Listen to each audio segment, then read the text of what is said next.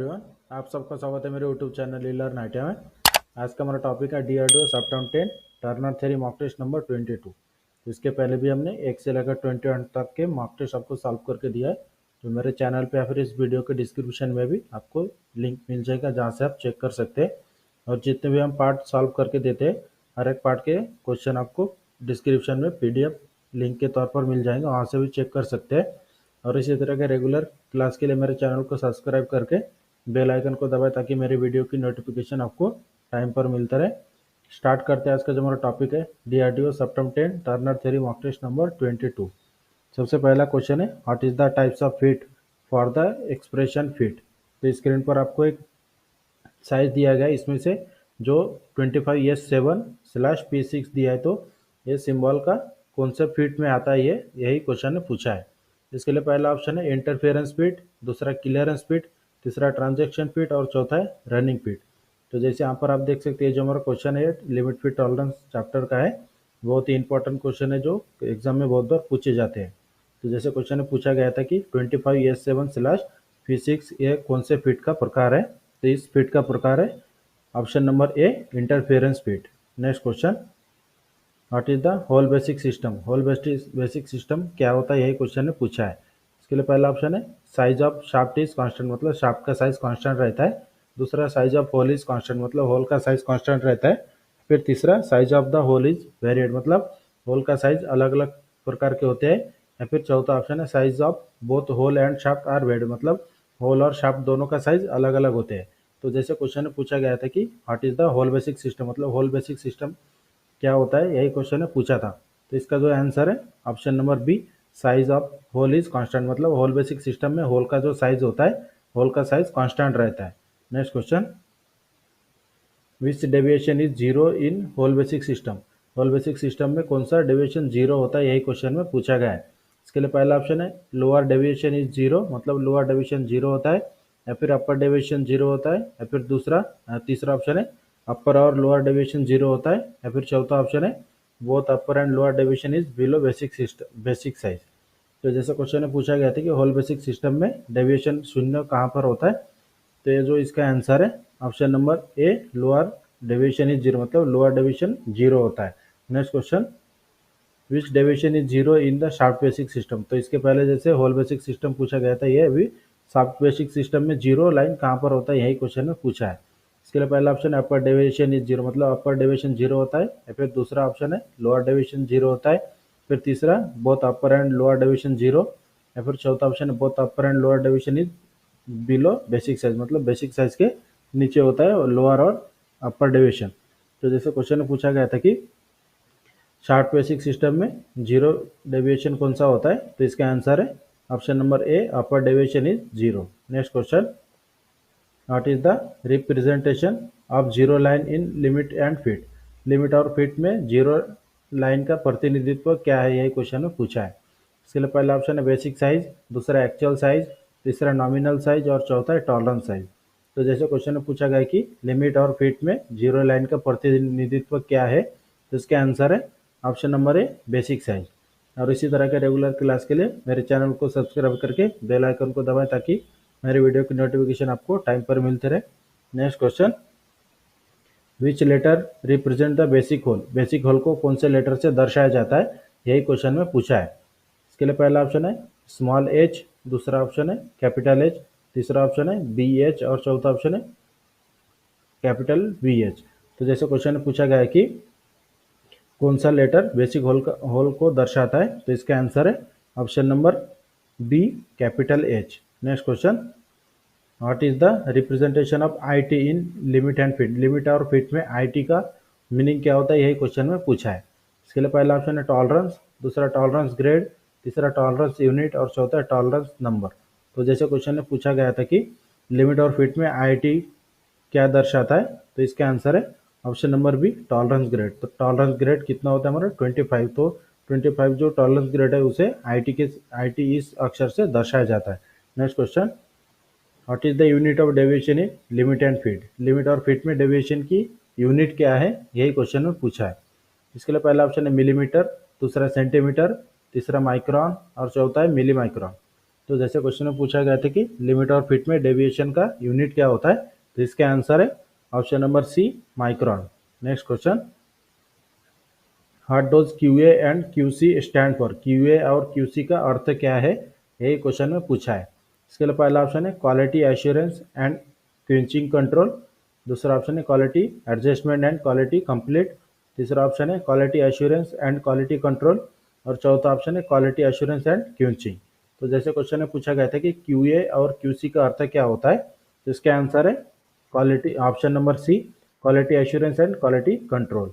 Next question, what is the direction of finishing in surface structure? सतह बनावट में परिष्करण की दिशा क्या है, यही क्वेश्चन में पूछा है। इसके लिए पहला ऑप्शन है फ्लो, दूसरा ले, तीसरा वेविनेस और चौथा है रफनेस। तो ये जो हमारा क्वेश्चन है सरफेस फिनिश के चैप्टर से क्वेश्चन पूछा गया है कि what is the direction of finishing in surface structure, तो इसका आंसर है ऑप्शन नंबर बी, ले। Next question, what is the following symbol indicated in the finest surface? निम्नलिखित में से कौन सा सिंबल फाइन सरफेस को दर्शाता है, यही क्वेश्चन में पूछा गया है। तो जो यहाँ पर आपको चार ऑप्शन में सिंबल दिखाई दे रहा है, इसमें से सबसे स्मूथ फिनिशिंग का सिंबल कौन सा है, यही क्वेश्चन में पूछा गया था। तो इसका जो आंसर है ऑप्शन नंबर सी, ये जो आपको दिखाई दे रहा है ट्रायंगल के सहायता से जो फिनिशिंग का दिखाया गया है, ये हमारा जो सरफेस रफनेस का चैप्टर में से ये सिंबल के सहायता से फिनिशिंग को दर्शाया जाता है। हर एक सिंबल का फिनिशिंग का मीनिंग होता है माइक्रोन में। तो जो क्वेश्चन में पूछा गया था कि which of the following symbol indicated the finest surface, fine surface को दर्शाने के लिए ये जो ऑप्शन में ऑप्शन सी आपको दिखाई दे रहा है, चार ट्रायंगल, इसी के सहायता से सबसे फाइन फिनिश को दर्शाया जाता है। Next question, what is the name of the part mark x? तो स्क्रीन पर आपको एक इस डायग्राम दिखाई दे रहा है जो मैकेनिकल इंडिकेटर का डायग्राम है। तो इसमें जो एक्स के रूप में दिखाया गया भाग है, इस भाग का नाम क्या है, यही क्वेश्चन में पूछा है। इसके लिए पहला ऑप्शन है मेजरिंग स्टाइलस, दूसरा स्किड्स, तीसरा इंडिकेटर स्केल और चौथा एडजस्टमेंट स्क्रू। तो जैसे क्वेश्चन में पूछा गया था कि स्क्रीन पर दिखाए गए मैकेनिकल इंडिकेटर में ये जो एक्स के रूप में दिखाया गया भाग है, इस भाग का नाम क्या है, तो इसका आंसर है option number B, skid. Next question, what is the name of the part mark X in the lapping process? तो ये जो स्क्रीन पर आपको डायग्राम दिखाई दे रहा है, लैपिंग प्रोसेस का डायग्राम है। जो ये लैप प्लेट है और लैप प्लेट के ऊपर जो ये कंपोनेंट आपको दिखाई दे रहा है, तो इस कंपोनेंट का क्या कहा जाता है, यही क्वेश्चन में पूछा है कि एक्स के रूप में दिखाए गए कंपोनेंट का नाम क्या है। तो इसके लिए पहला ऑप्शन है कंपोनेंट, दूसरा groove to return lapping paste, तीसरा लैपिंग प्लेट और चौथा वर्क सरफेस। तो जैसे क्वेश्चन में पूछा गया था कि स्क्रीन पर दिखाए गए एक्स के रूप में भाग का नाम क्या है, तो इसका आंसर है ऑप्शन नंबर ए, कंपोनेंट मतलब जॉब। ये जो आपको दिखाई दे रहा है लैपिंग प्लेट, इसके ऊपर एक जॉब रखा है फिनिशिंग करने के लिए। जब इसके ऊपर फिनिशिंग किया जाता है तो ये जो जॉब आपको दिखाई दे रहा है, इसे आगे पीछे मूव करके जॉब को फिनिश किया जाता है। तो ये हमारे एक्स के रूप में दिखाया गया भाग का नाम है job. Next question, which surface is finished by honing? Honing के सहायता से कौन सी सरफेस को फिनिश की जाती है, यही क्वेश्चन में पूछा गया है। जैसे फिनिशिंग का लास्ट स्टेप होता है होनिंग और लैपिंग, तो होनिंग के सहायता से कौन से सरफेस को फिनिश किया जाता है, यही क्वेश्चन में पूछा है। इसके लिए पहला ऑप्शन है एक्सटर्नल सिलेंड्रिकल सरफेस, मतलब बाहर बाहर का जो सिलेंड्रिकल सरफेस होता है उसे फिनिश किया जाता है होनिंग के सहायता से, या फिर इंटरनल सिलेंड्रिकल सरफेस मतलब अंदर वाले जो गोल भाग होता है इंटरनल डायमीटर को फिनिश किया जाता है, या फिर तीसरा ऑप्शन है एक्सटर्नल और इंटरनल दोनों सरफेस को फिनिश किया जाता है, या फिर चौथा ऑप्शन है फ्लैट सरफेस को फिनिश किया जाता है। तो जैसे क्वेश्चन में पूछा गया था कि होनिंग की सहायता से कौन सी सरफेस को फिनिश किया जाता है, तो इसका आंसर है option number B, internal cylindrical surface. मतलब कोई भी जॉब के अगर अंदर वाले भाग को डायमीटर को अगर इंटरनल डायमीटर को फिनिश करना है तो होनिंग करके फिनिशिंग किया जाता है। Next question, how is the turning tool moving in the tailstock offset method? Tailstock offset method में कटिंग टूल किस तरह से मूव करता है, यही क्वेश्चन में पूछा गया है। इसके लिए पहला ऑप्शन है परपेंडिकुलर टू लेथ एक्सिस, मतलब लेथ एक्सिस के साथ परपेंडिकुलर मूव करता है, या फिर दूसरा ऑप्शन है लेथ एक्सिस के साथ एंगुलर मूव करता है, या फिर तीसरा ऑप्शन है लेथ एक्सिस के साथ पैरेलल मूव करता है, या फिर चौथा ऑप्शन है लेथ एक्सिस के साथ वर्टिकल मूव करता है। तो जैसे क्वेश्चन में पूछा गया था कि जो टेलेस्टॉक ऑफसेट मेथड से टेपर टर्निंग की जाती है उसमें कटिंग टूल किस तरह से मूव करता है, तो इसका आंसर है option number C, parallel to lathe axis, मतलब लेथ मशीन के जो एक्सिस होता है एक्सिस के साथ पैरेलल मूव करता है टेलेस्टॉक ऑफसेट मेथड में। Next question, which one of the following is the disadvantage of the tailstock offset method. Tailstock offset method से अगर हमें टेपर टर्निंग करना है तो उसका एक क्या डिसएडवांटेज है, यही क्वेश्चन में पूछा है। इसके लिए पहला ऑप्शन है power fit can be given, मतलब हम ऑटोमेटिक फिट दे सकते हैं। क्वेश्चन में पूछा गया है डिसएडवांटेज, तो ऑटोमेटिक फिट दे सकते हो तो ये मतलब इसका एडवांटेज होगा, तो क्वेश्चन में पूछा है डिसएडवांटेज। सेकंड ऑप्शन है good surface finish can be obtain, मतलब अच्छी सरफेस फिनिश प्राप्त की जा सकती है। तीसरा ऑप्शन है external taper thread can be produce, मतलब एक्सटर्नल थ्रेड भी हम कट कर सकते हैं। चौथा ऑप्शन है only external taper can be turn, मतलब सिर्फ बाहर के ही टेपर टर्निंग को किया जा सकता है। तो जैसे क्वेश्चन में पूछा गया था कि टेलेस्टॉक ऑफसेट मेथड का डिसएडवांटेज क्या है, तो इसका आंसर है option number D, only external taper can be turn, मतलब सिर्फ जो टेलेस्टॉक ऑफसेट मेथड है इसकी सहायता से हम एक्सटर्नल टेपर ही, बाहर के ही टेपर सिर्फ टर्न कर सकते हैं, ये इसका डिसएडवांटेज है क्योंकि इसके सहायता से इंटरनल टेपर टर्न नहीं किया जा सकता है। Next question, which axis the tool move in taper turning attachment. Taper turning attachment के साथ अगर हमें टेपर टर्निंग करना है तो कटिंग टूल किस तरह से मूव करता है, यही क्वेश्चन में पूछा है। इसके लिए पहला ऑप्शन है परपेंडिकुलर टू लेथ एक्सिस, मतलब लेथ एक्सिस के साथ परपेंडिकुलर मूव करता है। या फिर दूसरा ऑप्शन है पैरेलल टू लेथ एक्सिस, मतलब लेथ एक्सिस के साथ पैरेलल मूव करता है। या फिर तीसरा ऑप्शन है लेथ एक्सिस के साथ एंगुलर मूव करता है। या फिर चौथा ऑप्शन है लेथ एक्सिस के साथ वर्टिकली मूव करता है। तो जैसे क्वेश्चन में पूछा गया था कि टेपर टर्निंग अटैचमेंट में कटिंग टूल किस तरह से मूव करता है लेथ सेंटर के साथ, लेथ एक्सिस के साथ, तो इसका आंसर है option number C, angular to lathe axis, मतलब टेपर टर्निंग अटैचमेंट में टेपर टर्निंग करते समय लेथ एक्सिस के साथ एंगुलरी टूल मूव करता है। Next question, which one of the following disadvantage of taper turning by attachment. Taper turning attachment का क्या डिसएडवांटेज है, यही क्वेश्चन में पूछा गया है। तो इसके लिए पहला ऑप्शन है both external and internal taper can be produce, मतलब एक्सटर्नल और इंटरनल दोनों भी टेपर टर्निंग हम कर सकते हैं। या फिर दूसरा ऑप्शन है पावर फिट भी दे सकते हैं इसमें। तीसरा ऑप्शन है length taper can be produce, मतलब बड़े लंबाई की जॉब में हम टेपर टर्निंग कर सकते हैं। या फिर चौथा ऑप्शन है only limited taper can be produce, मतलब सिर्फ कुछ लंबाई तक ही हम टेपर टर्निंग कर सकते हैं। तो जैसे क्वेश्चन में पूछा गया था कि टेपर टर्निंग अटैचमेंट की सहायता से टेपर टर्निंग करते समय इसका डिसएडवांटेज क्या होता है, तो इसका आंसर है option number D, only limited taper can be turn, मतलब सिर्फ कुछ लिमिटेड लंबाई तक ही हम टेपर टर्निंग अटैचमेंट की सहायता से टेपर टर्निंग कर सकते हैं। Next question, which one of the following heat treatment process produce scale free surface on the component. Question में पूछा गया है कि निम्नलिखित में से कौन सी हीट ट्रीटमेंट प्रक्रिया घटकों पर एक स्केल मुक्त सतह को निर्माण करती है। इसके लिए पहला ऑप्शन है फ्लेम हार्डनिंग, दूसरा केस हार्डनिंग, तीसरा नाइट राइडिंग और चौथा है इंडक्शन हार्डनिंग। तो जैसे क्वेश्चन में पूछा गया था कि निम्नलिखित में से कौन सी हीट ट्रीटमेंट प्रक्रिया घटकों पर एक स्केल मुक्त सतह का निर्माण करती है, तो इसका आंसर है option number D, induction hardening. Next question, what is the types of heat for expression 20 capital S7/G6। तो जो स्क्रीन पर आपको ये जो साइज दिखाया गया है 20 कैपिटल S7/G6, तो ये कौन से फीट का प्रकार है, यही क्वेश्चन में पूछा है। इसके लिए पहला ऑप्शन है इंटरफेरेंस फीट, दूसरा क्लियरेंस फीट, तीसरा ट्रांजैक्शन फीट और चौथा है फोर्स फीट। तो जैसे क्वेश्चन में जो साइज दिया गया था 20 कैपिटल S7/G6, तो ये जो फीट का प्रकार है इस फीट के प्रकार का नाम है option number B, clearance fit. Next question, what is 7 with expression of feet 30 capital S7/G6। तो जो ये साइज आपको दिखाया गया फीट का प्रकार, इसमें कैपिटल S7 और /G6 में से जो 7 है, तो 7 क्या दर्शाता है, यही क्वेश्चन में पूछा गया है। तो इसके लिए पहला ऑप्शन है होल टॉलरेंस ग्रेड, दूसरा शाफ्ट टॉलरेंस ग्रेड, तीसरा शाफ्ट एंड होल टॉलरेंस और चौथा है शाफ्ट एंड होल अलाउंस। तो जैसे क्वेश्चन में पूछा गया था कि जो 30 कैपिटल S7/G6 में जो 7 दर्शाया गया है, इस 7 का मीनिंग क्या होता है, यही क्वेश्चन में पूछा गया था। तो इसका आंसर है option number A, hole tolerance grade. Next question, which one of the advantage of mass production, mass production का फायदा क्या है, यही क्वेश्चन में पूछा गया है।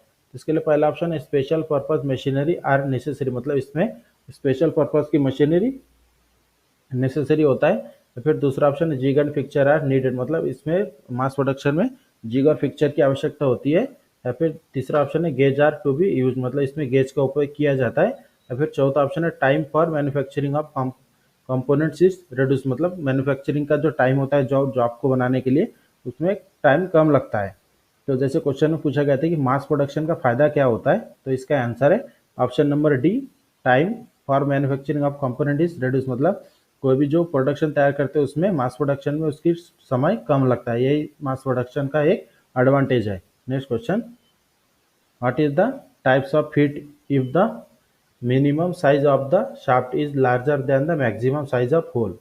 क्वेश्चन में क्या पूछा गया है कि यदि शाफ्ट का न्यूनतम आकार होल के अधिकतम आकार से बड़ा हो तो किस प्रकार का फिट कहलाता है। तो इसके लिए पहला ऑप्शन है इंटरफेरेंस फिट, दूसरा क्लियरेंस फिट, तीसरा ट्रांजैक्शन फिट और चौथा रनिंग फिट। तो जैसे क्वेश्चन में पूछा गया है कि यदि शाफ्ट का न्यूनतम आकार होल के अधिकतम आकार से बड़ा होता है तो इसे किस प्रकार का फिट कहा जाता है, तो इसका आंसर है option number A, interference fit. Next question, what is the types of fit if the minimum size of hole is larger than maximum size of shaft। तो क्वेश्चन में पूछा गया है कि फिट का वह कौन सा प्रकार है जिसमें होल का न्यूनतम आकार शाफ्ट के अधिकतम आकार से बड़ा होता है। तो इसके लिए पहला ऑप्शन है क्लियरेंस फिट, दूसरा इंटरफेरेंस फिट, तीसरा ट्रांजैक्शन फिट और चौथा है फोर्स फिट। तो जैसे क्वेश्चन में पूछा गया था कि फिट का वह कौन सा प्रकार है जिसमें होल का न्यूनतम आकार शाफ्ट के अधिकतम आकार से बड़ा होता है, तो इसका आंसर है option number A, clearance fit. Next question, what is the roughness value of the symbol indicated. तो स्क्रीन पर आपको जो क्वेश्चन दिखाई दे रहा है इसमें एक ट्राइंगल दिखाया गया है जो रफनेस वैल्यू को दर्शाता है।